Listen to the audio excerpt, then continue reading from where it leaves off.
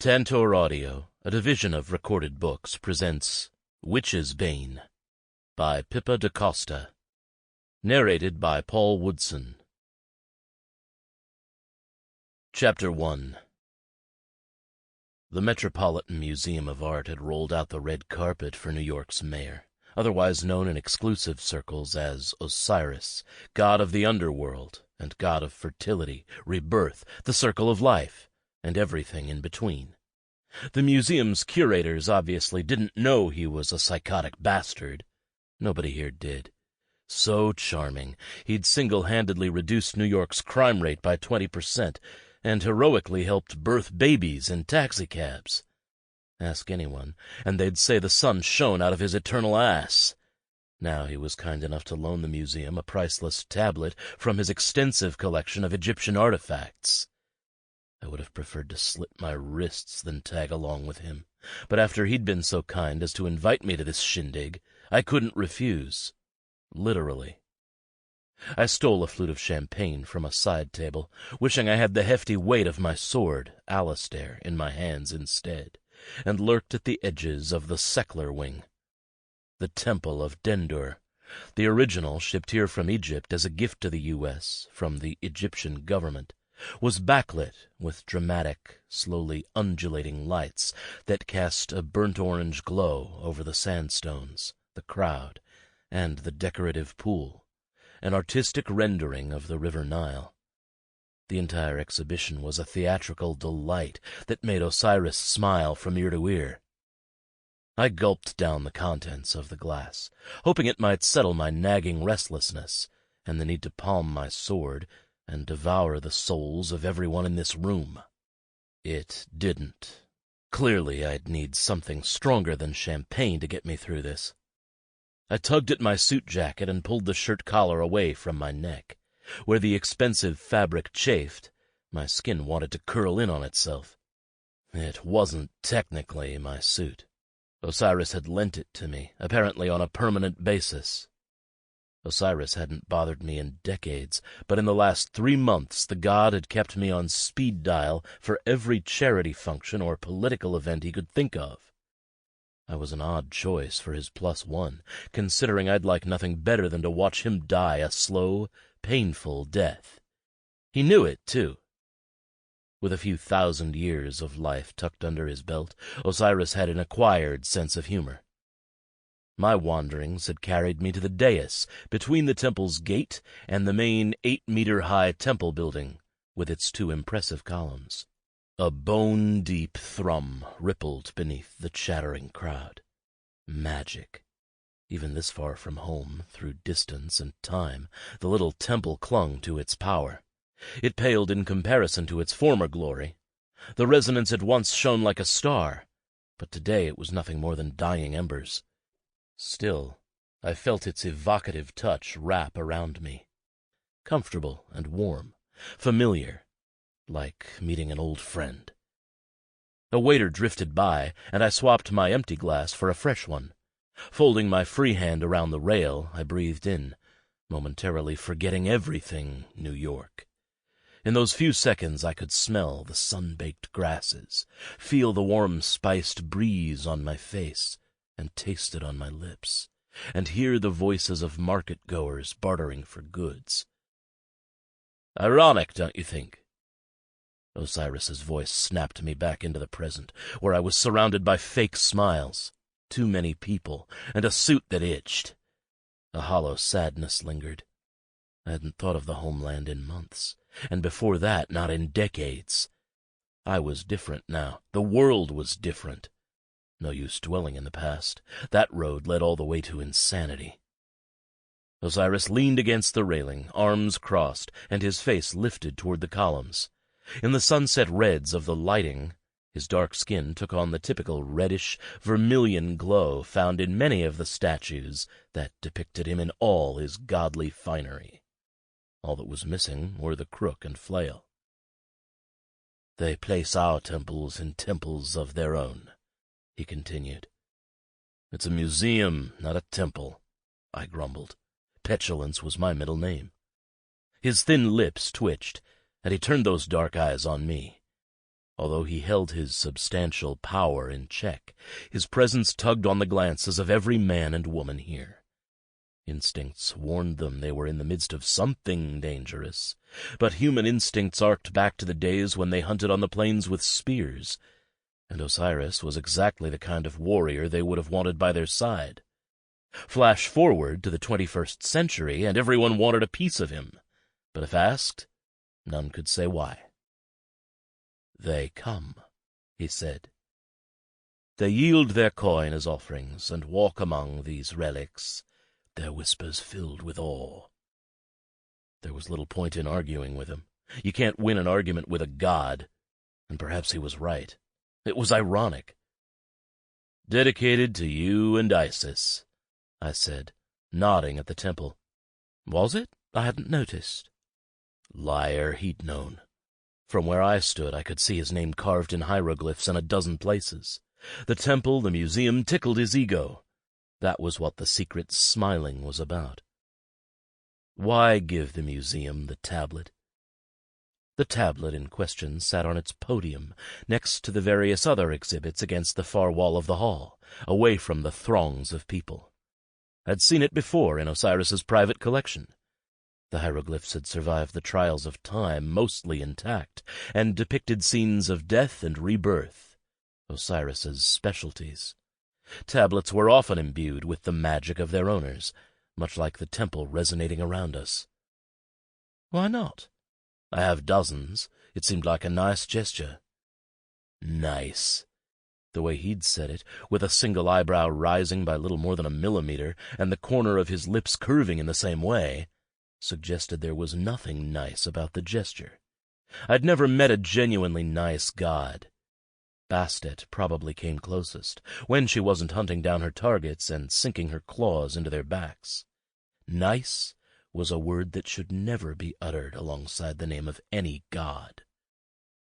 I had no idea what this god had planned for these people. It could be nothing, but I did know, without any doubt, that the mayor of New York was an eternal being with too much time on his hands. The gods hadn't stirred up trouble in thousands of years.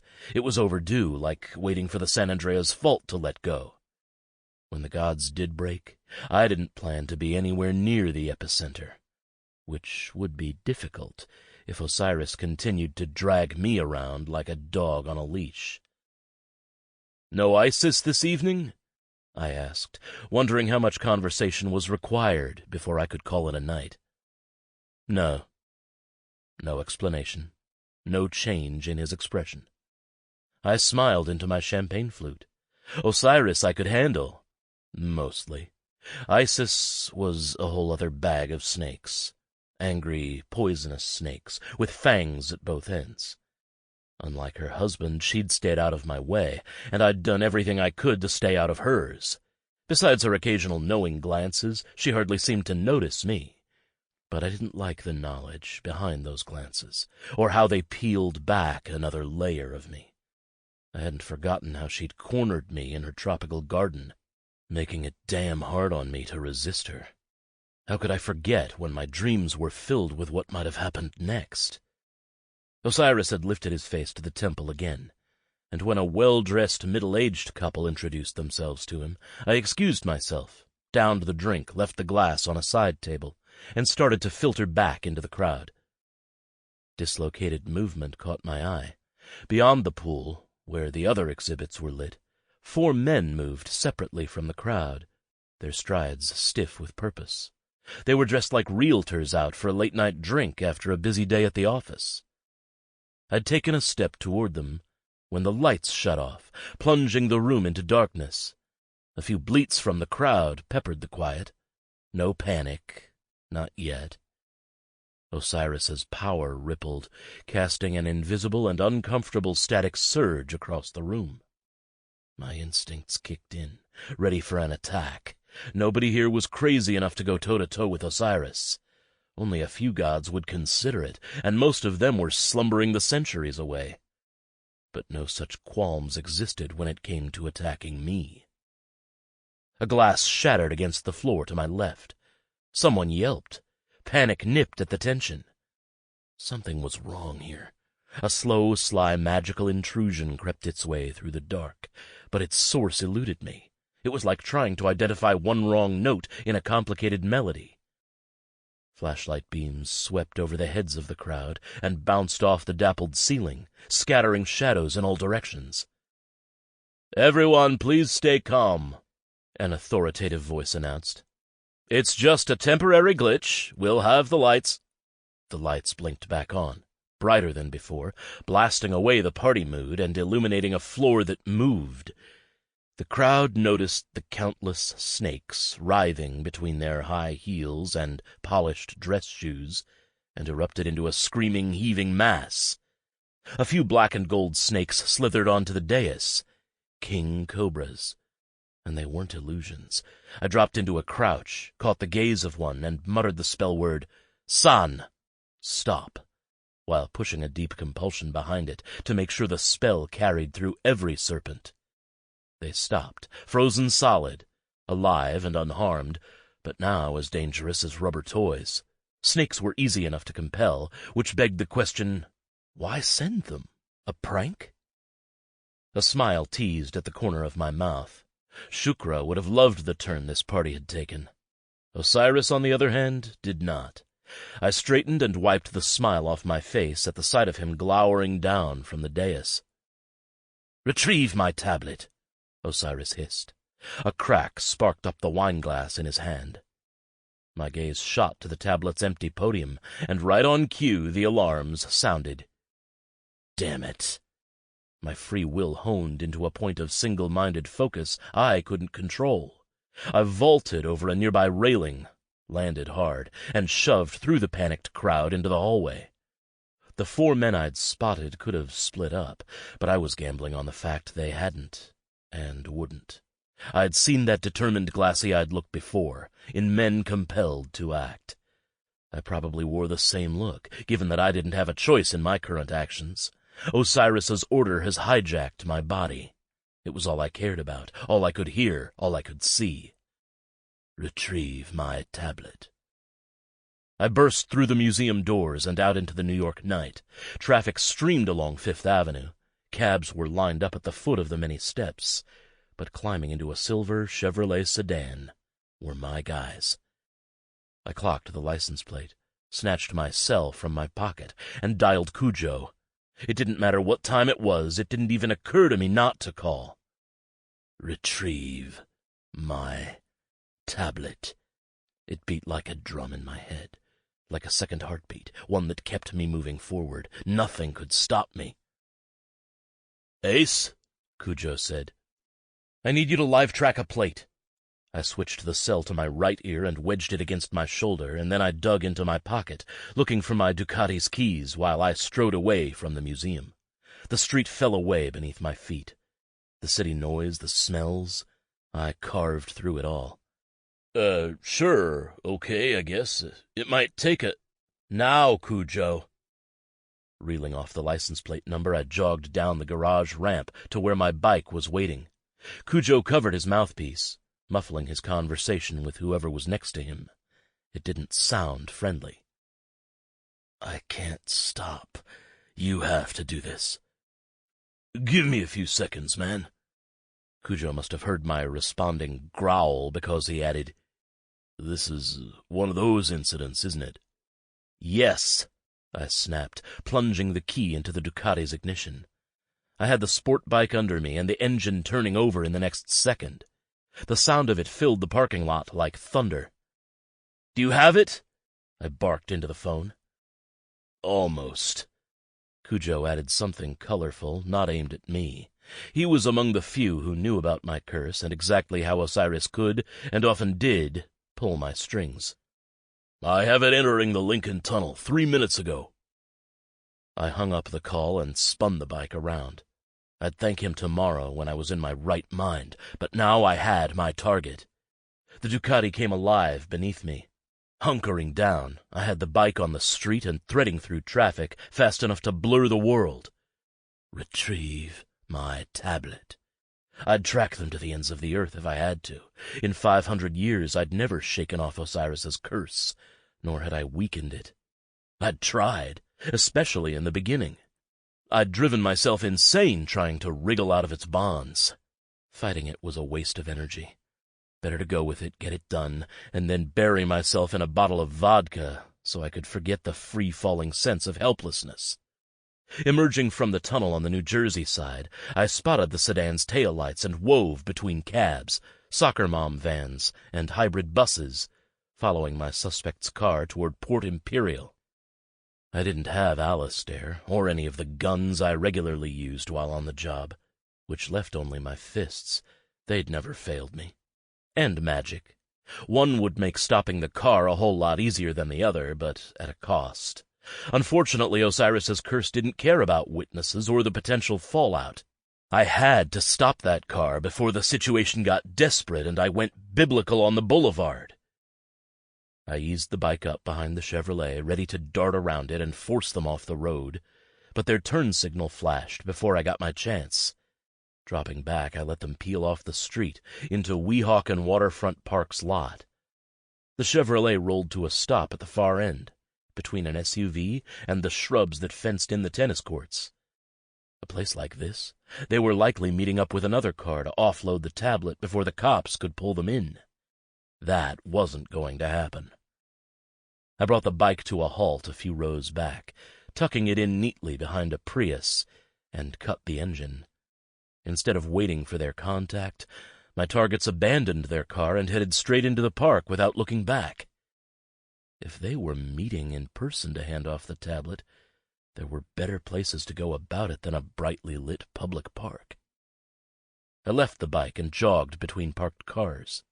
A heavy, starless sky pushed down from above. It had to be past 11 p.m. Floodlights chased away the shadows from every possible angle. A place like this was never truly dark, not with the Manhattan skyline glittering across the inky black Hudson. I scooted in front of a car with steamed-up windows and onto one of the walkways. Shrubs crowded the path ahead. Around a corner, the floodlit tennis courts loomed.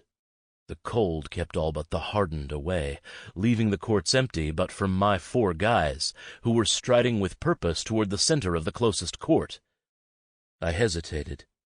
The location, their behavior, it didn't feel right. The curse pushed, urging me onward. Retrieve my tablet. The breeze, rich with a briny river smell, hissed through the bushes, carrying with it the distant sounds of a helicopter and the blaring horns of river traffic. A crack sliced through the quiet, followed by someone clapping and snippets of encouragement. The nearby baseball field was occupied. I was moving out onto the court before I realized my feet had carried me forward. Osiris's order beat over me. All I had to do was get the tablet. As soon as I fulfilled that order, I'd have control back. My realtors had their heads down and their hands on the 4 corners of the tablet. They didn't see me coming. The Hudson breeze carried a new sound, that of their chanting. Were these idiots really about to ignite a spell right out in the open for all of New York to see? The tablet, clasped between all 4 of them, steadily brightened and purred its magic into the air. I could taste it, Osiris's magic, heady, verdant, and powerful. Retrieve my tablet. I bolted forward and hit the first guy from behind, kicking his legs out from under him. He fell backward into my arms. I shoved him aside and released my right fist into the jaw of another. He spun and went down onto his knees all too easily. A third bolted, taking the tablet with him. He obviously had no idea who he had on his tail, or else he would have handed the tablet over and said thank you for the pleasure of losing. Whoever he was, he damn well knew how to run. He sprinted off the tennis court, down the path running half the length of the football field, and shot through the bushes like the goddess Neith's arrow. With my head down and chest on fire, I was gaining on him. I'd have him in a few more strides. He glanced back, saw me, and veered left toward the practicing pitcher. Whoa! The pitcher reeled back while his slack-jawed batting pal looked on. Witnesses. Wonderful. At the last second, as I reached for Speedy Gonzalez's flapping jacket, he swerved right. I cut him off, tackled him from the side, and drove him face first into first base. He let out a bark and tried to scrabble away, all arms and legs. Skinny bastard. Reaching under him, I got my hands on the tablet and yanked. The curse screamed inside my skull. Retrieve my tablet. Desperate to complete the compulsion. Retrieve, retrieve, retrieve. The skinny guy jerked his head around, showing me a tattoo of a half circle and 2 dashes below his left eye. A priest? My surprise almost lost me the tablet. Why couldn't it just be someone who'd picked an Egyptian symbol at random and painted it on his face? Because why the hell not? This was New York. No, he and his pals had to be goddamned priests. Basuma queer krausira, he snarled. Begone, foul creature. So he did know me. More words spewed from his lips, Egyptian spell words, the type a midtown office worker had no right to know. I hadn't seen a priest in a very, very long time. The zealots had gotten their asses handed to them during the sundering, and yet here 4 of them were trying to activate a tablet in a park. Really? You're trying to spell me? I laughed. It sounded sharp and unhinged, but I didn't care in the slightest. Kokosa! Savage. A jab to the nose shut him up, and freed the tablet from his grip. Finally I had it in my hands, and Osiris's curse unpicked its claws. Slowly, much too slowly, control lapped back in, filling out all the vital parts of me. Relief flooded in. Rocking back on my heels, with the guy still trapped under me, I sighed. At last I was my own person again. Something smooth and cool pressed against my temple and trembled there. "Drop the tablet," a nervous voice stammered. I was done with these fools. I knocked the guy's gun arm up, snatched the pistol out of his hand, and tossed it with force behind him. A few seconds later, it landed in the Hudson with a splash. Nervous guy yelped and staggered back, his bravado going the way of the gun.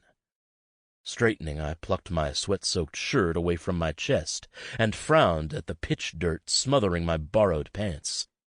I didn't care about the suit, but I did care that I had to ride home caked in dust. Now that I have control of my faculties, let me give you some advice. I shook out my hand, pain crackling across my knuckles where I had clocked a priest in the face. The 2 of them watched me, with not nearly enough fear in their eyes. These priests were new, probably first generation.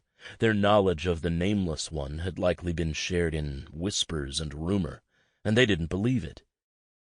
The priest I'd punched groaned and spluttered, trying to find his feet. I backed up. "If you're going to steal from Osiris—" I yanked on my cuffs, rolled my shoulders, and took a few more steps back. "Make damn sure you have the magical balls to back it up." "You don't frighten us, Nameless One," Nervous Guy replied. I snorted. "All that means is that the god whose feet you lick hasn't told you the truth." The lean guy to my right started whispering, low and deadly. His magic, what little he was building, fluttered around him. I snatched the baseball bat from the batter, gawking at all this from the sidelines, and launched it with a right-arm flick. The bat glanced off the chanting priest's cheek, whirling him around on the spot. By the time the other 2 priests noticed, I was in the face of the lean one, having passed right through his tickling cloud of magic. I pressed a finger to his mouth, pushing his lips into his teeth. "Stop, or I'll rip your tongue out, grind it into dust, and sprinkle it in my coffee." His eyes, now locked on mine, widened, and I felt his soul squirm under my gaze before I deliberately blinked away, freeing him of what could have gotten personal real fast. These idiots should be grateful I'd overpowered them without going to the deadly lengths I was capable of. If they'd put up a fight, I would have killed them all to retrieve the tablet, priests or not. The pitcher was on his cell, talking to the cops and trying to be discreet as he relayed my description. My time was up. "Who do you worship?" I asked. They gave me a strict, steely-eyed glare. They weren't about to give up their god any time soon. Next time, pick a minor god to steal from. I saluted them with the tablet. You'll live longer. I'd made it a few feet away before the breeze carried someone's whisper to my ear. God-killer. My stride tripped, and the vast well of darkness in me twisted, demanding I turn around and show them exactly how much of a killer I could be. But I, not the curse and not Osiris, had control. And I wasn't a monster. I wasn't even the monster the world thought me to be. I hadn't earned the name God-killer. But I'd yet to figure out how to shake it off, so it followed me, hanging over my head like an executioner's axe. My steps grew heavy as I kept right on walking, but instead of unleashing my wrath, I flipped up my middle finger. These priests would live to make mistakes another day, hopefully one day soon, and I'd be right there scaring them half to death. I tucked the tablet under my jacket, and its magic seeped through my shirt, feeling me up to get the measure of me. After a few strides it recoiled, and its sweet musical hum faded. It had found its answer. I smiled. 2 priests down, and 2 pissing their pinstriped pants. Just like old times. Still got it. Chapter 2. You're late, Shukra growled while blocking the main office door. She must have heard me trudging up the stairs and sprung into position before I could take refuge in my office and slam the door on her. The landlord wanted us both here at 9. She tapped her wrist, even though she'd never worn a watch. Where were you? It was 10 a.m., and none of her business. She wore a spotless cream pantsuit, as if the color might compensate for that black soul of hers. It did, however, contrast nicely with her dark skin and darker hair, currently plaited so tightly that it smoothed out the fine lines around her eyes and made her look 10 years younger. Of course, she looked in her mid-20s, going on at least 500, the number of centuries we'd spent in each other's company since Osiris bound us together. I waved Osiris's tablet at her, hoping it might buy me entry into my office. She spread her stance, arms crossed and face set like a temple guard. At 5 feet and a few inches, she would have made a short temple guard, but what she lacked in height she compensated for through her terrifying ability to utter a few words that could turn your insides into your outsides. "What's that?" she asked. Her top lip curled, revealing perfectly neat and white little teeth that made the heat in her glare all the more dramatic. "Don't ask." "Is that the tablet that got stolen from the Met last night?" She had to ask. She couldn't just let me pass. I sighed, resigned to the fact that I wasn't getting past her. Is this a conversation for the hallway? Do you have to answer every question with a question? Narrowing my eyes, I replied, Do you? You said you'd be here. What are you, my wife? She blinked, probably for the first time since I'd arrived, and lifted her head, rearing to strike. I'm worse than that. I'm your business partner, and we're at risk of being tossed out if we don't pay the rent. Like she cared. This business was like the countless other businesses we'd set up in the hundreds of years we'd been stuck together. She was the number cruncher, and I was the muscle. She was the con artist, I was the closing strike, the lure and the net. And that usually worked fine for a few decades, until it was time to move on. We'd been in New York a lot longer than a few decades, and in this building for at least 10 years, helping those who'd had the misfortune of crossing the gods. Shukra didn't care about this business, or the last 10, or the 50 before that. All she cared about was staying in the curse's prescribed safe zone, and keeping me alive so she didn't get yanked back to the underworld, where the demons would tear her body and soul to pieces. This wasn't about helping anyone but herself. Why then was she looking at me like I owed her an explanation? Do I have to say the magic word to get into my office? I could. I had a few spell words I could throw her way. Almost had them balanced on my tongue. Usually it took considerable forethought to stir up my magic, but today it was alive and hungry. restlessness, the same feeling I'd experienced during the unveiling at the museum, right before the snakes and... Sample complete. Ready to continue?